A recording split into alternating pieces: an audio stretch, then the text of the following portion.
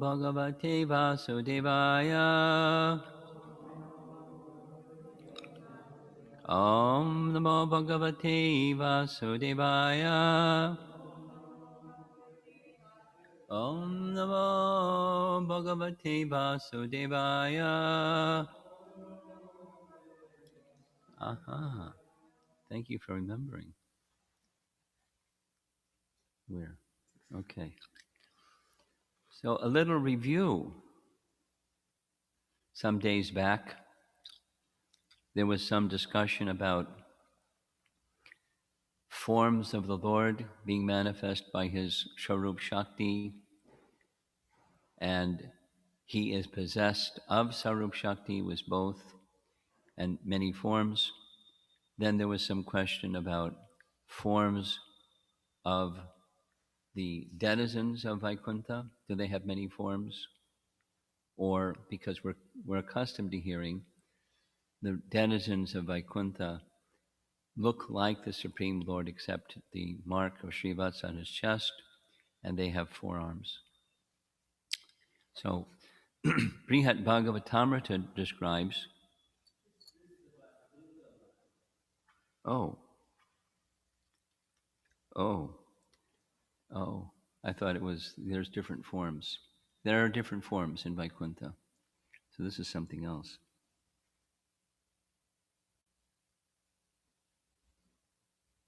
Okay, I'll just read.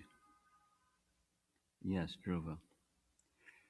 Dhruva manifested a spiritual form before he got on the Vaikuntha Vimana. That's this section.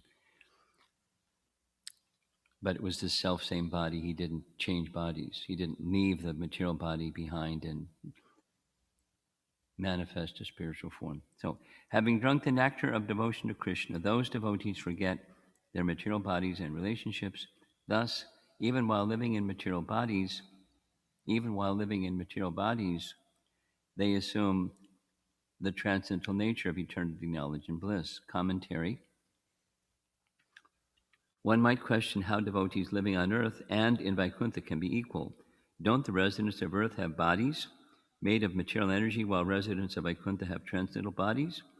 But Lord Shiva confirms the equality of these devotees nonetheless. Vaishnavas pay little attention to their gross and subtle material bodies and to bodily relationships, Vaishnavas do not consider the body their own property and so are indifferent in this regard. Having overcome the obstacles of bodily attachment, devotees living in the material world enjoy the nectar of prema bhakti without distraction and are therefore equal to the residents of Vaikuntha. Even while living in material bodies, the Vaishnavas lead an existence that is completely spiritual, Satchit Ananda. Paragraph. A devotee's material body may literally transform into a spiritual one, like the body of Dhruva Maharaj just before his ascent to Vaikuntha, as described by Maitreya. Quote, before getting aboard the Vaikuntha airplane, Dhruva Maharaj worshipped and circumambulated it, and also offered obeisances to the associates of Vishnu. In the meantime, he became as brilliant and illuminating as molten gold. He was thus completely prepared to board the transcendental plane. Bhagavatam 4:12-29. Commenting on this verse, Srila Sridhar Swami explains, Hiranmayam as meaning full of effulgence. In other words, Dhruva Maharaj obtained a new body made of pure spiritual energy. To thus obtain a better body is quite possible. Srila Sanatana Goswami mentions that even drinking a special herbal tonic can give one a more attractive material body than what to speak of the attractive form one can attain by always drinking the transcendental tonic of Bhakti Rasa. Okay.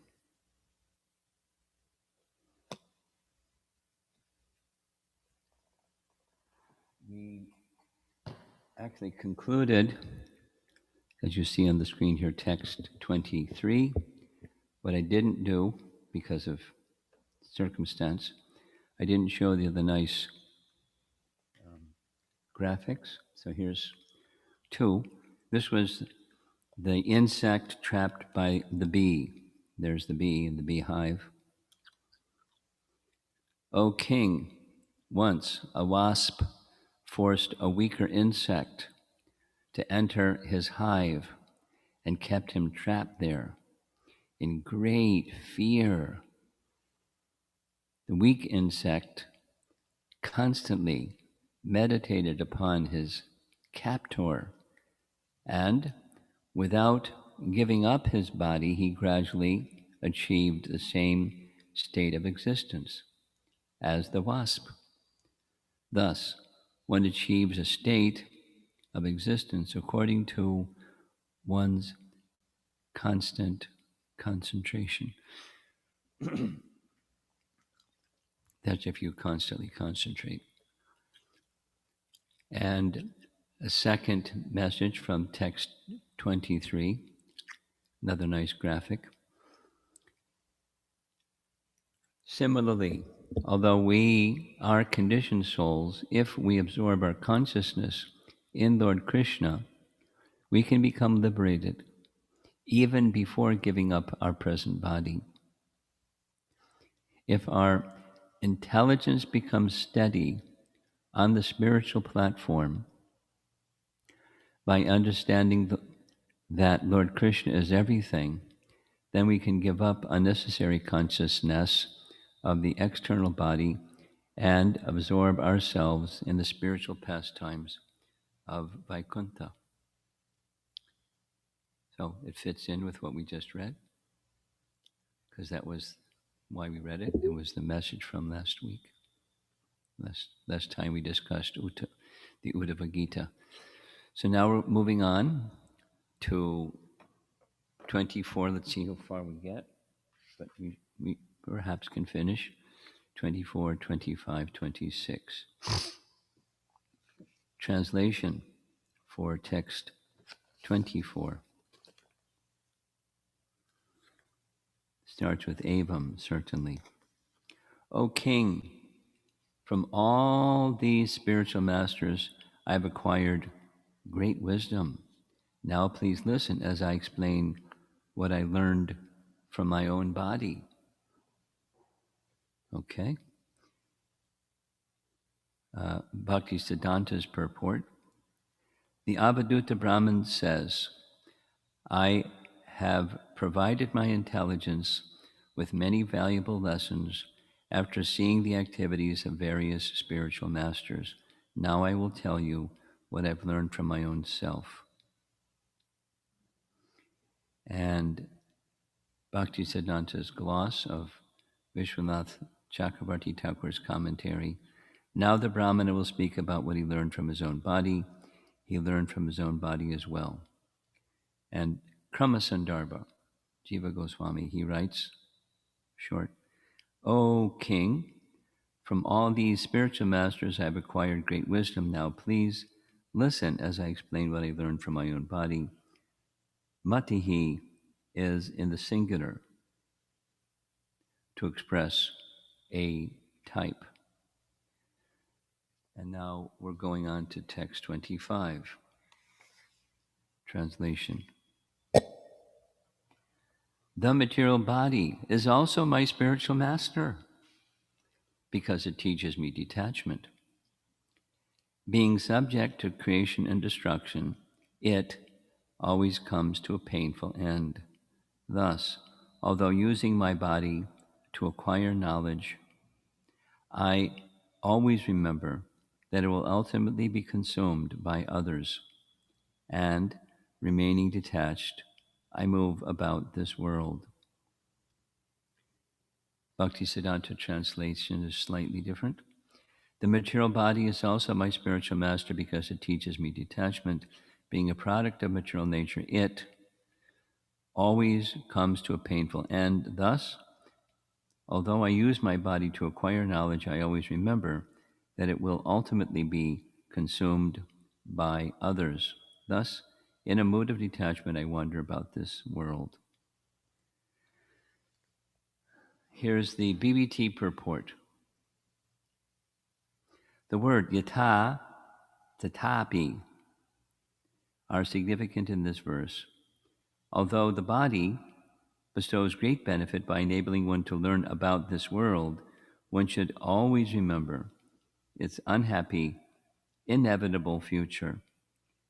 If cremated, the body is burned to ashes by fire. If lost in a lonely place, it is consumed by jackals and vultures. If buried in a luxurious coffin, it decomposes and is consumed by insignificant insects and worms. Thus, it is described as parakyam, or ultimately to be consumed by others. One should, however, carefully maintain bodily health to execute Krishna consciousness, but without undue affection or attachment. By studying the body's birth and death, one can acquire virakti, viveka, the intelligence to detach oneself from useless things. The word avasita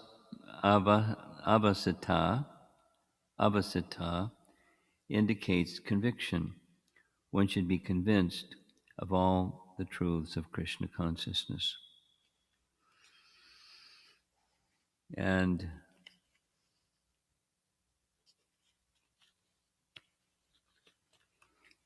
Bhaktisiddhanta's purport. The Avadhuta Brahman says, "My present diseased material condition is due to my attachment for objects of the senses. By utilizing my gross and subtle bodies for engagement in sense gratification, I have come under the control of time. This would not be the case if my intelligence were fixed on attaining the absolute truth. Now, I will give up all attempts to enjoy the objects of the senses so that I will no longer be materially absorbed, despite living in a material body." Unquote.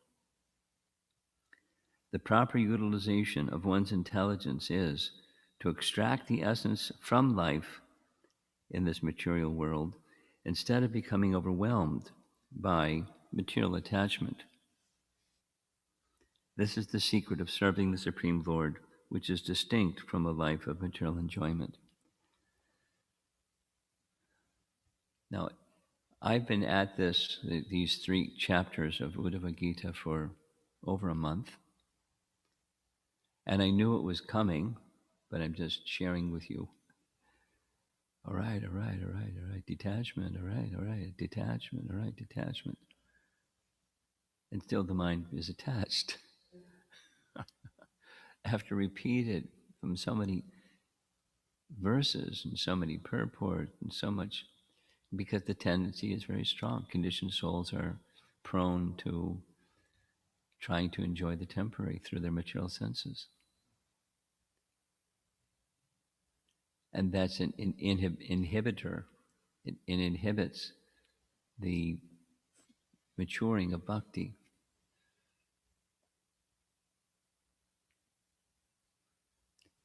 Okay, so here's Bhaktisiddhanta's gloss of Vishwanath's commentary. The Avadhuta Brahman says, quote, "By the use of my power of discrimination, I have learned the lesson of detachment from my body, and so I also consider it to be a spiritual master. This body is born at a particular time and ultimately perishes. In this way, it has taught me detachment. The stomach is part of the body, and it remains like a mendicant without food for 2 or 3 days. This is another lesson I've learned from my body. With the help of the senses of the body, I will cultivate devotional service to the Lord by hearing and chanting. A pure devotee, despite contact with all varieties of material tastes, does not become attached to them, although he is attached to tasting the mellows of his relationship with Lord Hari. When one chews betel nuts, his tongue remains red long after the betel nuts are spit out. By this example, one should know that engagement in sense gratification will undoubtedly produce a lasting effect within the mind. Actually, the material body does not belong to us, and it will ultimately be enjoyed by someone else. If it is discarded in a lonely place, dogs and jackals will eat it. If it is buried after death, it will become the food of worms and germs. After considering all this, I have given up all attachment to my body, and I simply wander about freely.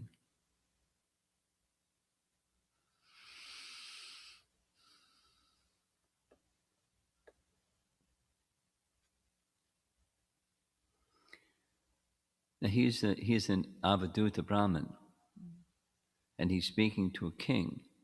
So it's not expected the king is supposed to do like he does. Nor we're not kings and we're not Avaduta Brahmins, so it's not expected that we are to do like he does or that the king does. But there's principles that are important as we wander about or as we go through our life in different ages of life and different stages and different ups and downs. And sometimes it's a long time down.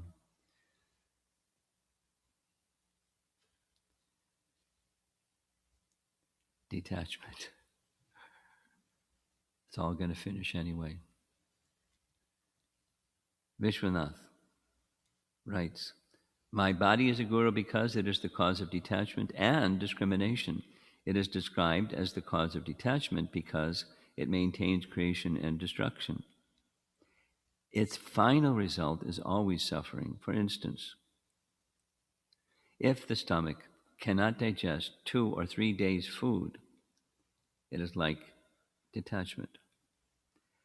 From this, one learns detachment. The body is the cause of discrimination.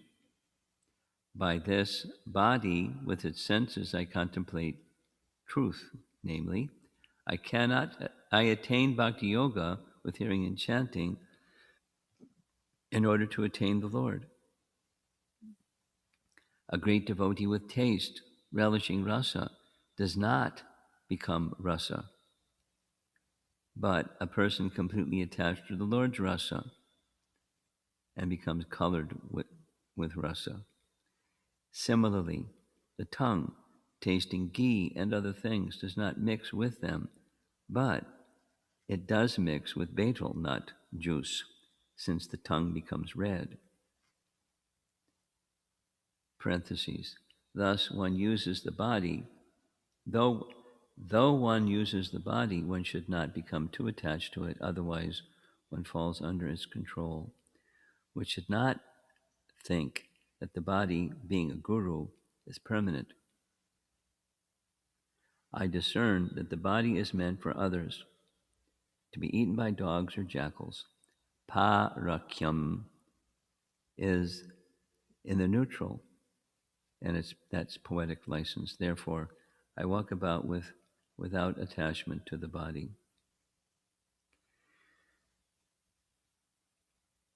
And Jiva Goswami's Kramasandarbha. My body is a guru, since it teaches detachment and discrimination. The body supports creation and destruction, and its final result is suffering. As much as I discern truth by the body with its senses, I engage in bhakti using the body and senses. Now, this is his adjusting of this, just a translation. But convinced that the body is fit for the dogs and jackals, I wander in this world without attachment to the body. And his commentary, the body is the human body. By that body I discern the truth. In non-human bodies, such intelligence is lacking.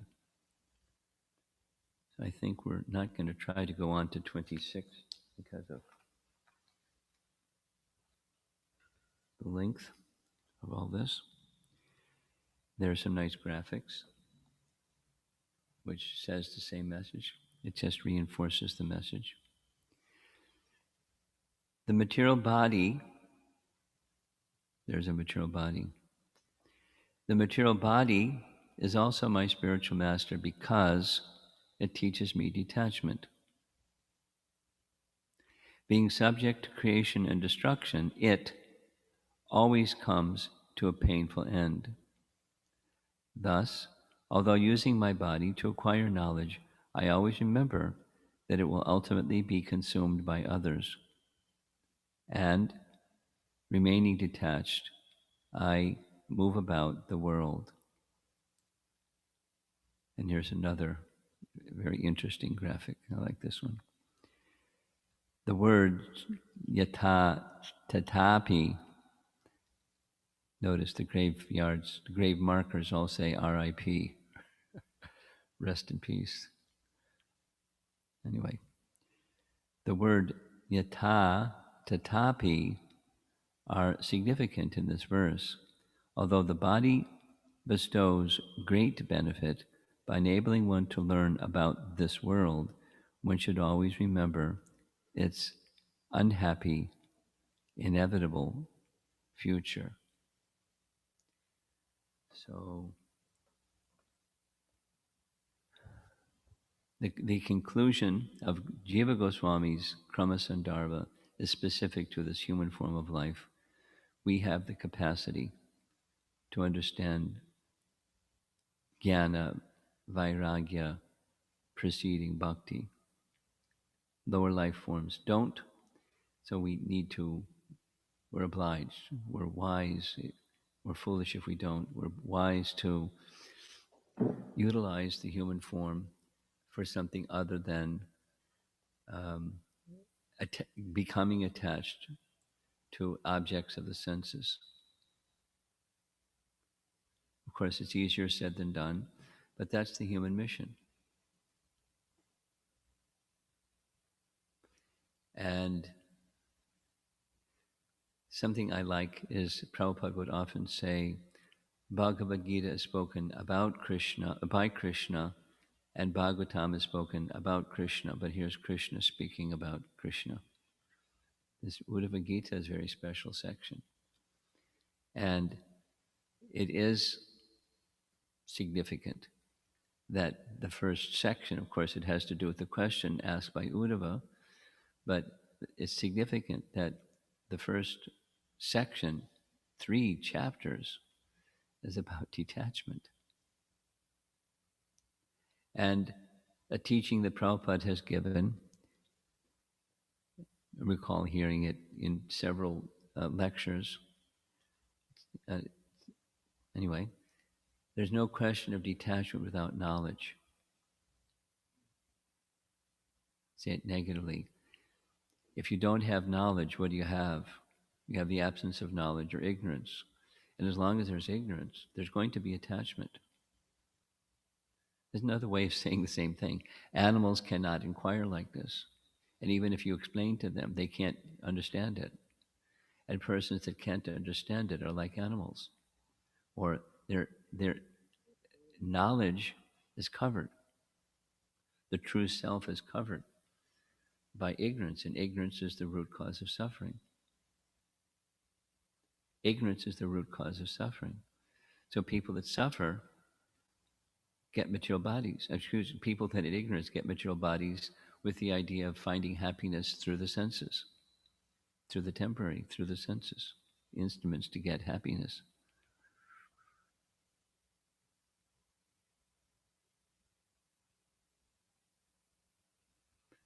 How many times have we heard all this? So many times. And yet, we were discussing the other day, on Saturday, it got to a section of the discussion about the questions asked by the Yaksha to Yudhisthira from Mahabharata. And if someone's interested, I have, in Krishna Dharma's Mahabharata, in the Mahabharata section, he has just a small number of questions and answers. And he really doesn't drill deeply on any one of them. But one of those. Then in the appendix, there's a longer list, the questions, the answers, It's not the full everything, but it's pretty good.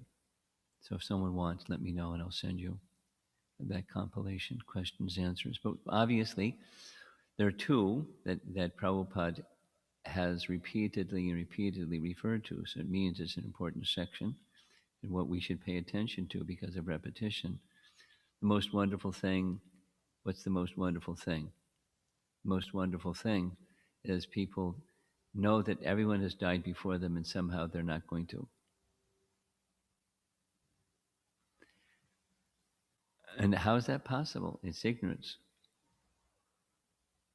Now, of course, many people certainly know they're going to die and they make arrangements with wills and et cetera, et cetera, et cetera.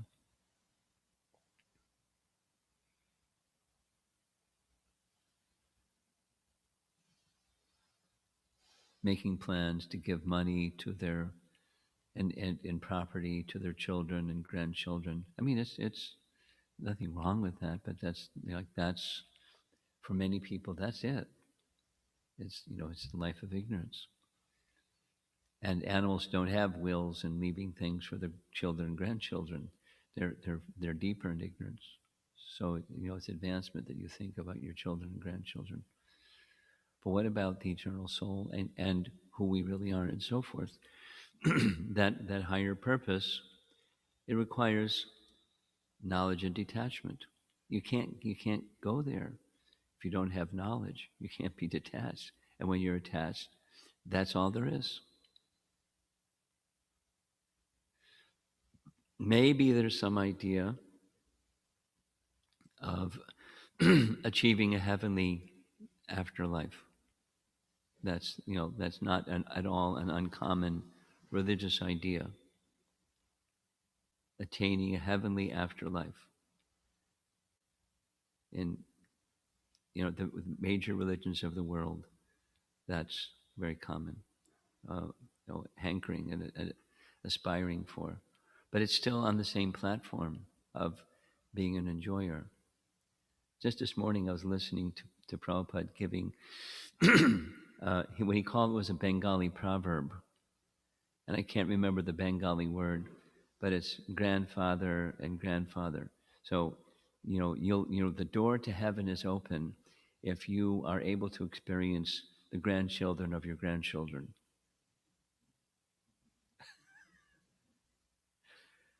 Because marriages were done much earlier, etc., etc. And it was like, that was celebration when your children have children and those children have children, and the door to heaven is open. That's real happiness, is having attachment to the temporary. And then, so Prabhupada then bashed that idea on the strength of the Bhagavatam. And then here we are as a concluding section of the whole Bhagavatam. Krishna's lengthy discussions with Uddhava. Knowledge and detachment. We sometimes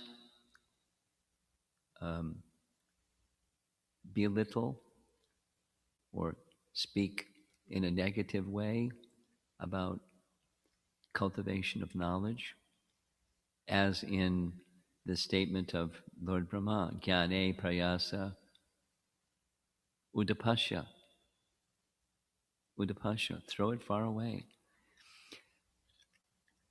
That is to say, standing on its own, that kind of knowledge is not going to lead you to shelter of Krishna. Detachment doesn't of necessity lead you to attachment to Krishna. It can lead to a heart that's hard and blocked. And therefore the real detachment leads to bhakti. And bhakti, it requires association of bhaktas. And so we're full circle around to like the topic that was discussed on Sunday, the sadhu sangha topic. You remember that discussion? Inspired by that discussion, that's the topic I would like to speak about this coming Sunday. Seeking sadhu sangha. What does it look like? How to do it? And so forth. Because that leads to bhakti. And with bhakti comes knowledge of detachment. Isn't it? It's the experience, but it's the teaching of the Bhagavatam that supports that experience or verifies that experience or validates that experience. Vasudevi Bhagavati Bhakti Yoga Prayojataha Janiyati Asho Vairagyam Jnanam Cha Yadahaitukam. So the knowledge that we are spending time with in these 3 chapters or our bhakti life, it's not the dry speculative knowledge, that type of gyan. Now this personality, the Avadhuta Brahman, is Dattatreya. And on the one hand, Dattatreya is an instructor of great Vaishnavas, Haihaya, King Yadu, and Prahlad. They're great Vaishnavas. And some Vaishnavas, I mean, some of you may have visited the Juhu temple.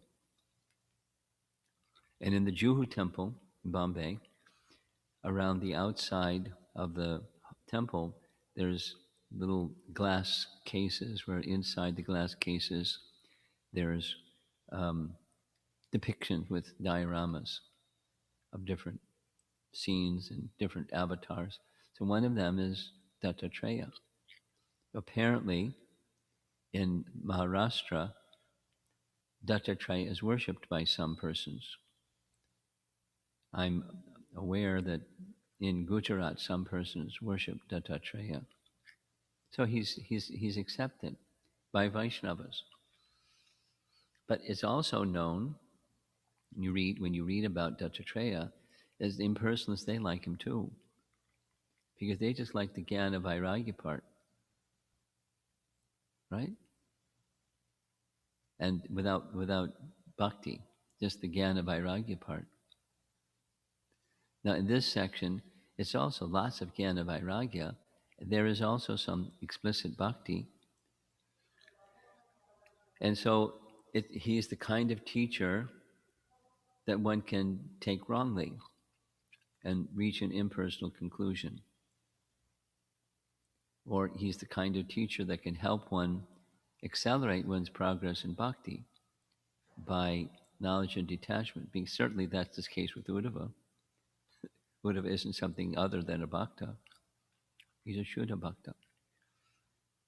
But not for Shuddha bhaktas, knowledge and detachment are critical, essential, very important. And for those who get as far as the 11th canto in the whole Srimad Bhagavatam, there's this knowledge and detachment message. Strong. And taken from, one might say, worldly teachers.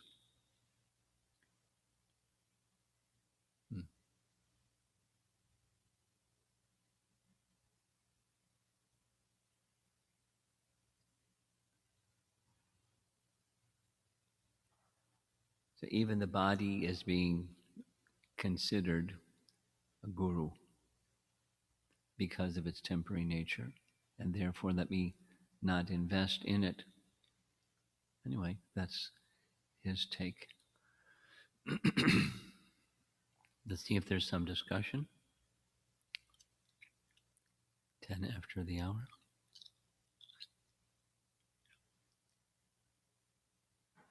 Sarva.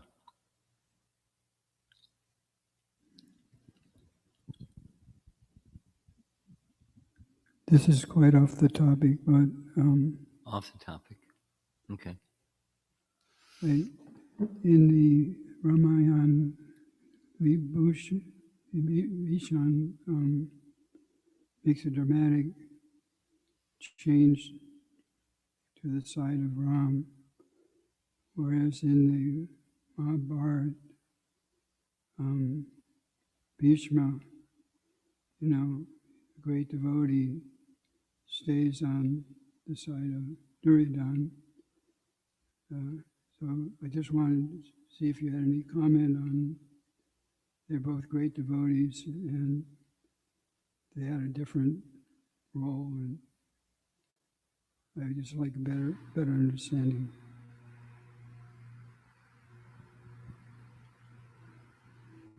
Could you follow what he said? Can anybody follow what he said? We're having a hard time following what you said. Okay, I'm sure it's like a nice topic, but I missed it.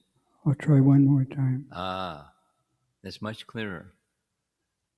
Thank you. Vibhishan in the Ramayana, he's a great devotee, and he makes a radical change by going to the side of Ram. Yes, Vibhishan, right. And then in the Mahabharata, Bhishma is also a great devotee, but he doesn't make such a change. He doesn't make such a change. I just wanted to know if you could shed light on that in any way.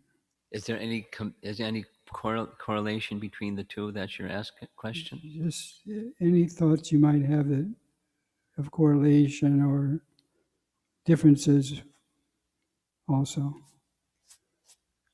Well, there's two parts, and the first part is Vibhishan did a turnaround. Grandfather Bhishma didn't apparently do a turnaround. Is there any comparison between the two? And the second is, give him the microphone again, the second part of the question.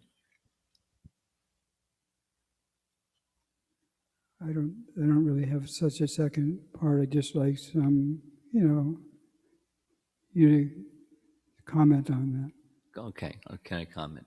Sure.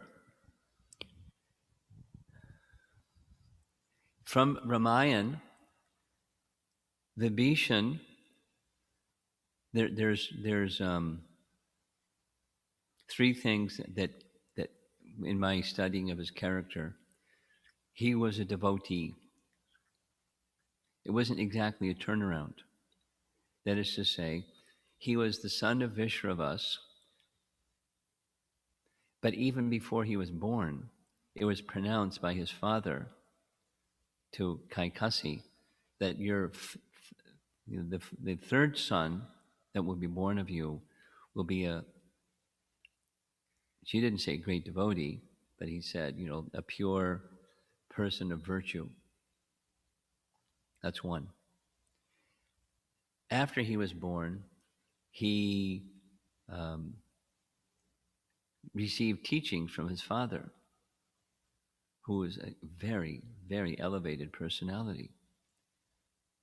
So the foundation was there before he was born, from his childhood, while his Kumbhakarna was busy roaming around here and there, eating rishis. Vibhishan was studying the Vedas. That was his penchant. Of course, under his father's guidance, for sure, because he was a most elevated father. And then when they did their penance, when Ravan, Kumbhakarna, and Vibhishan did their penance and Brahma came to give them benedictions, what he wanted was the same. A life that will never deviate from virtue, no matter what the challenge. He was already there, largely from the association of his father and all the other indicators that was his nature.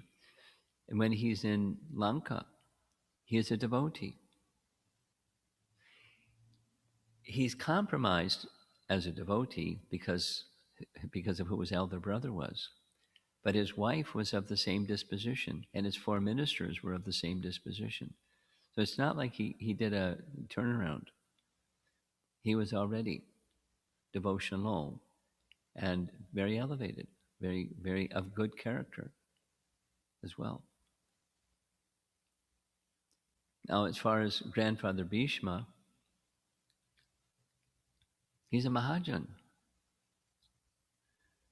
So if you're referring to his no turnaround, I don't know what that means exactly, but he was attached to Krishna.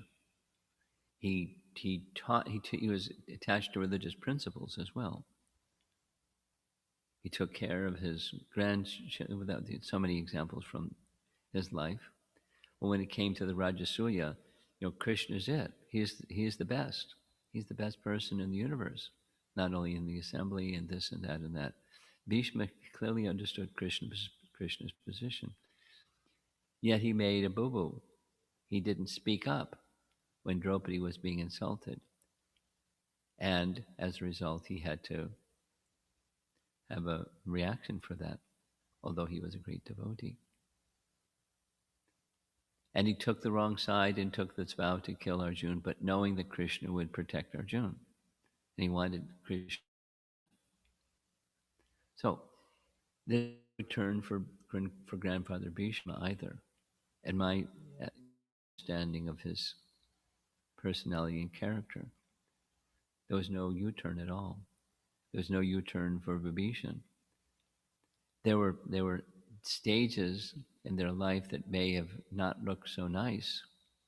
Why is he opposing Krishna on the Kurukshetra battle? Why is he fighting on the side of Duryodhana? He's a bad guy. Not just a bad guy. He hates the Pandavas, which means he hates Krishna. He's a bad guy. Why is he fighting on this side? Anyway, so there's reasons for why he was doing that. But there was no U-turn involved for either of them. There were puzzling parts of their life. Why this and why that? But there was bhakti inside all the time. From the beginning, in the middle, and in the end. With some puzzling sections of their life. You want to add something? You're reaching for your mask like you want to add something. Are you okay? Yes? Okay. Anything further? Anyone in the room? Yes? Maharaj, I was thinking during the class that in the 12th chapter of Bhagavad Gita, Krishna talks about how for the impersonalists it's very difficult because they're trying to kind of give up their personal existence, whereas the devotees they actually go a step further than detachment and actually utilize the material body to render service. You got Krishna. it. Prabhupada, he describes how we can actually take the steps and practically apply it in the temple, worshiping the deity, and every aspect we can actually employ for actually developing that attachment to Krishna rather than just the aspect of just detachment. So I thought that's the regulative portion of bhakti, and then comes the mind going to Krishna, following the regulative. That's where it gets a little patchy. Whether the mind is absorbed in thought of Krishna as we're doing the regulative activities. Everything. Something further? That was just a reflection. It was a reflection, but I did actually have a question. Before you began getting into the verses for today, you put up a quote from, I think, a previous section, and it was talking about one who actually develops the intelligence. One who develops their intelligence, he doesn't invest his consciousness unnecessarily in the temporary world, but he is absorbed in Vaikuntha.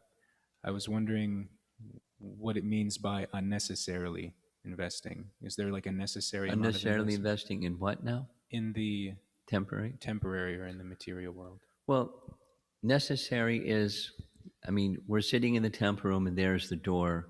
So some amount of intelligence is required to walk from here to the door, etc. So there's the practical aspect of devotional service, that's necessary. And the mind and the intelligence and the senses engaged in practical activity, that's necessary. Okay. Anything else? Sham Sundar in the back.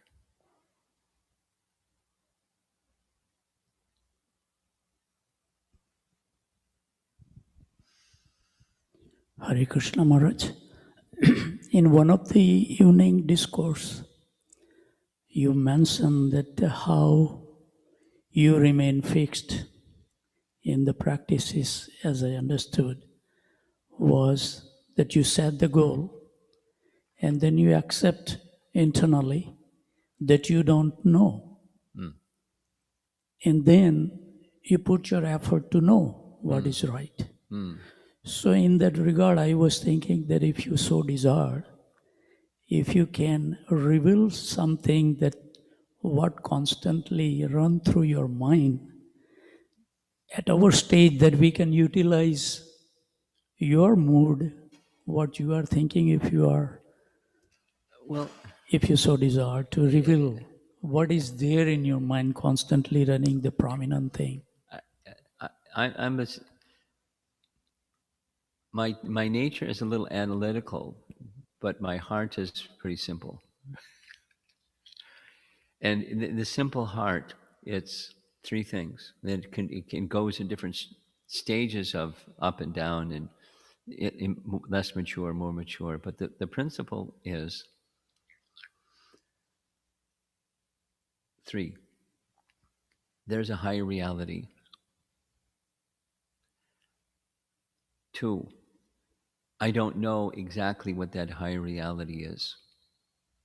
3, I want to know.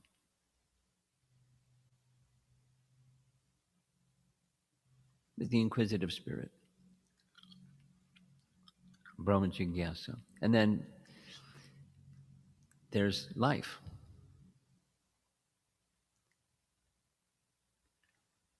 And that's it's responsive to your question. What's driving? That's driving. There's a deeper reality that we are eternally connected with.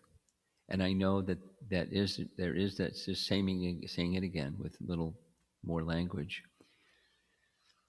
And we're meant to be connected, but we're disconnected. That's I don't there is a higher reality. I don't know. I don't have that in my consciousness at every moment. With full realization, what that higher reality is, and I want to know. And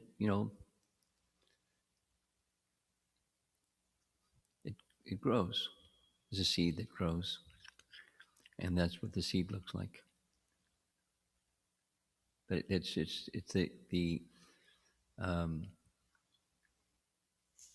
it's a conviction that's not dependent upon circumstance or anything. And then, so bringing the resources to that conviction that helps the conviction become realized. Investing consciousness in Sat and experiencing, clearing of the attachment to the Asat and affinity for the Sat. It's just to keep it simple.